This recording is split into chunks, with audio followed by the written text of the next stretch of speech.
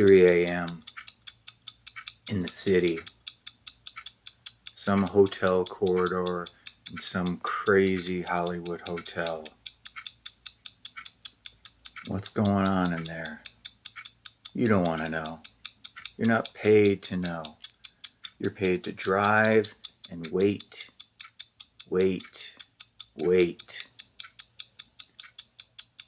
It's better than a day job.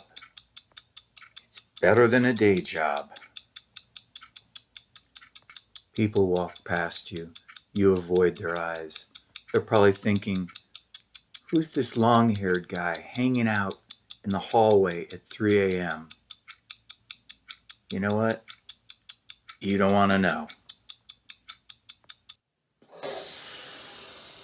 It's 3 a.m.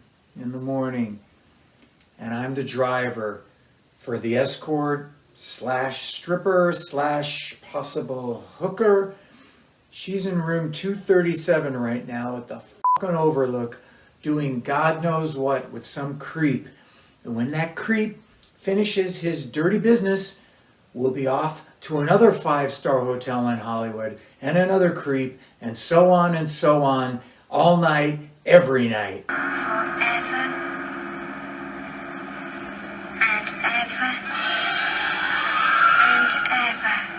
Musicians have to do all sorts of odd jobs to make ends meet. I've parked cars, I've pulled weeds, I've moved furniture, I shoveled actual horse shit in an actual horse stable. Yes, shit shoveler. We did about anything back then to make a quick buck. Anything to keep the dream alive, because one day, hopefully, I would get paid to be a musician. Sounds like a dream, all right. Back then, if you got a pizza and a beer at the end of the night, you were happy because music was just fun. It was just fun and games, man. You didn't focus on the business. That shit came much later. Here we are in 2022, and music actually pays the bills. It's unbelievable. Music pays the rent and the bills, and I get to take care of my family with music. Who would have thought, man? There's not too many of us out here, the guys that can actually do it. We're the few, we're the proud. We don't live off women. We don't sleep on someone's couch. We don't pretend to have this amazing career on Facebook. We keep our heads down and we do what we do, and we make money. It's fucking great. But there were other times, darker times. Ooh, Hollywood has a dark side, and guys and gals gotta do what they gotta do to make ends meet. And therein lies this tale. Women come from all parts of the country. They're wannabe actresses, they're wannabe singers. They come for the allure of Hollywood. The Hollywood sign, man. They'll waitress at night and they'll drive to auditions all day. They spend untold amounts of money on glamour shots, headshots, acting lessons, months of rejection, months of depression. They start taking speed so they can stay up all night and, of course, stay skinny.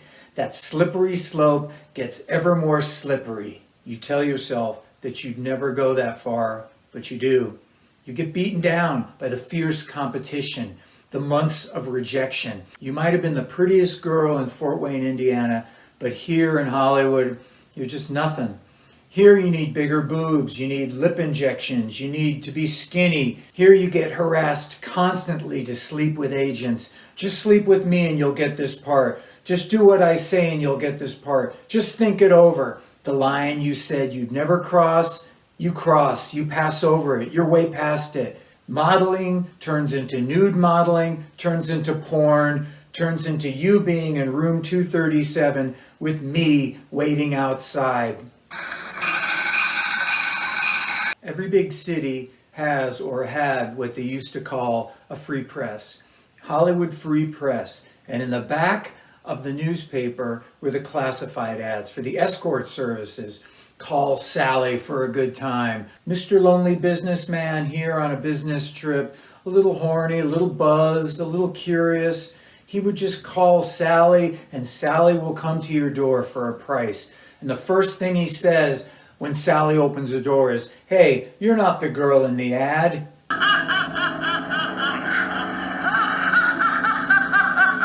There's no love, there's no cuddling, there's no compassion, there's only hardcore commerce, money changing hands. Sally is a cold, hard woman. After a few months of this, she's colder than the coldest Arctic glacier. So what was my role in this dark opera?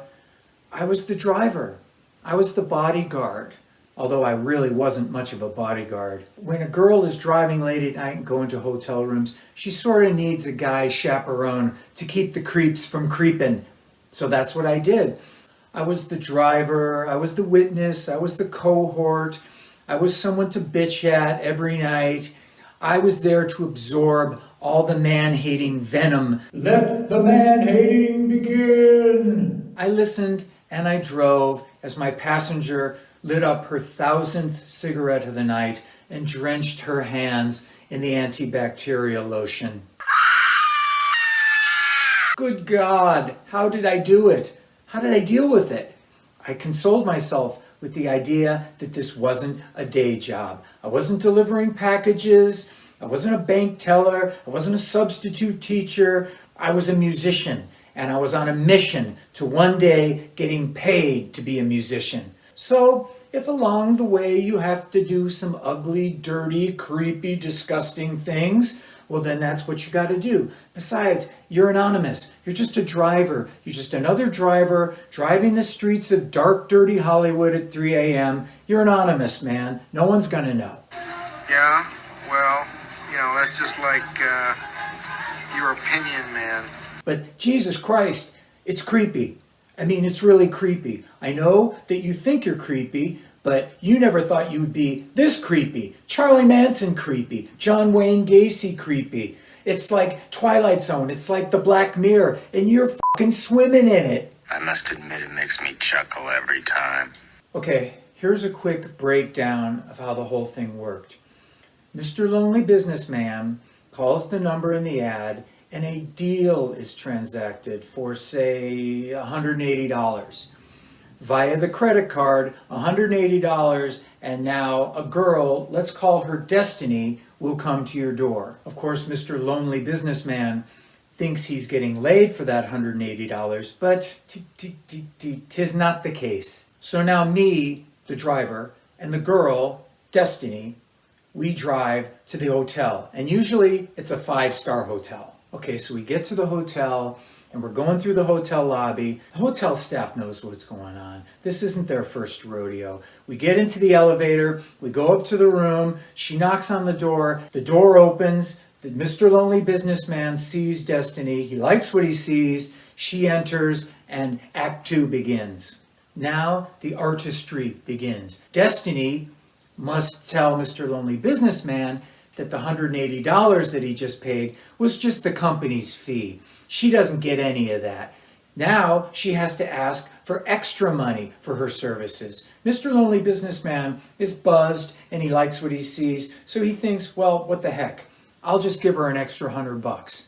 Now Destiny takes the $100 and she walks to the door of the hotel, opens it up where I am waiting. She hands the money out to me, and now Mr. Lonely Businessman realizes that there's a third party in the mix.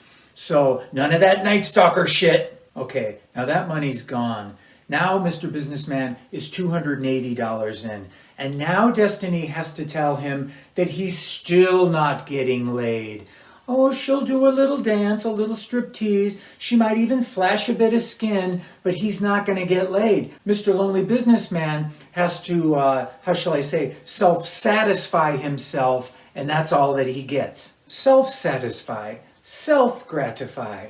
And naturally, he's pretty mad right now. He's been bamboozled. He's been taken for a ride. See, I'm hearing all this from the outside of the room. Suddenly, the raised voices, the arguing, the bamboozlement. He's pissed. I'd be pissed. But what's he going to do? Is he going to call the cops? You see, officer, I called this prostitute that I thought was a prostitute out of the paper, but turns out she's just a stripper, and now she's taking my money, and she wants me to self-gratify myself, so I want my money back. Can you help me? Do you see the pickle? What are you going to do? Mr. I've got a wife and kids in Missouri, and if this gets out, my life is totally f***ed. You're going to bite the bullet, and you're going to do it. Or not. You're going to engage in onanism. Look it up. Or not. Your call. Well, then we just leave. So sometimes we had to dash out the door. Sometimes we had to run down the hallway. Come and play with us, Daddy. Sometimes it was an actual celebrity that called, somebody famous. One night, Destiny went up to some room. Turns out some guy was just coked out of his mind. He just wanted company, no sex. He was sitting there chewing his tongue off. He just wanted to talk to some girl for an hour. And then she comes downstairs and then she goes, yeah, this guy was crazy. He told me that he was a time traveler and that he was Leonardo da Vinci in another life and a shapeshifter. And I asked her who it was, and when she told me, I couldn't even believe it. I was just going, oh my God, that guy's in... That guy plays lead guitar for the... I should have gotten an autograph. I should have gone up there with one of my CDs and just gone, can you sign here, Mr. Creepy? So you can imagine that doing this for a while really started to f with your head. As the night wore on, 2 o'clock, 3 o'clock, 4 o'clock, the episodes became much darker. Real Black Mirror shit. Guys would answer the door in their underwear, just reeking of crack cocaine. Picture me sitting outside the hotel room at 4 a.m. and the crack smoke is coming out of the bottom of the door like vampire fog. And me just sitting there over and over saying, it's better than a day job. It's better than a day job. I mean, I was making money. I was self-financing my own music for the first time. But I just couldn't take it. After a little while, I just couldn't take it. I was creepy. I knew I was creepy, but I just wasn't creepy enough. I want to tell you about the last time that I drove. I got the call from Destiny that we had this thing and we had to go to downtown LA. Now, LA traffic is problematic at best, but usually it's really, really bad. So I get in my car and I drive to Destiny's apartment, but it took me 45 minutes to get there. And so she's pacing out in front of the apartment when I get there. You're late, you're fucking late, we're gonna lose it, we're gonna lose it. So she gets in the car and we're driving downtown to LA, and of course there's a shitload of traffic. So she's freaking out, and we finally get to the hotel. I turn off on Figueroa and we finally get to the hotel. And we're running up the escalator, and then we run up to the elevator, and I open the door, and we get to the room, and there's another guy standing there, a guy that looks just like me.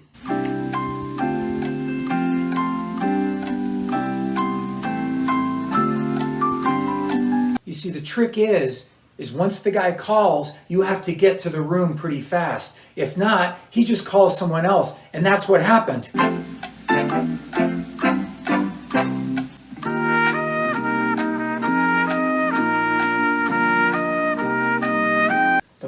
Was just sitting there smirking. He knew who I was. I was him. And he was me. Then the magic happened. From behind me, I hear somebody say, let's do it. And these 2 big burly guys come out of nowhere. They grab this guy, turn him around, and handcuff him. Apparently, this whole thing was one of those prostitute stings that you see on cops.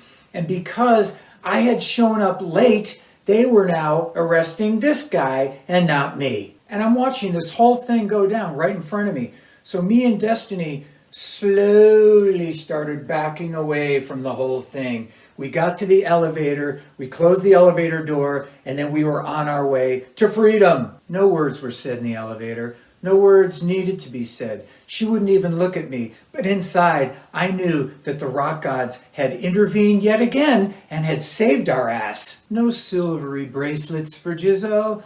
No night in jail and thousands of dollars for Jizzo. I took heed and I quit the job that night and I never came back. As for the record deal, I'll get there when I get there. No tricks, no cheating, no more dark missions in the night. Fate, luck, a good song, and here we are in 2022, and we know everything turned out great. So here's your old pal Jizzo, rockin' and rollin', and we'll see you next time.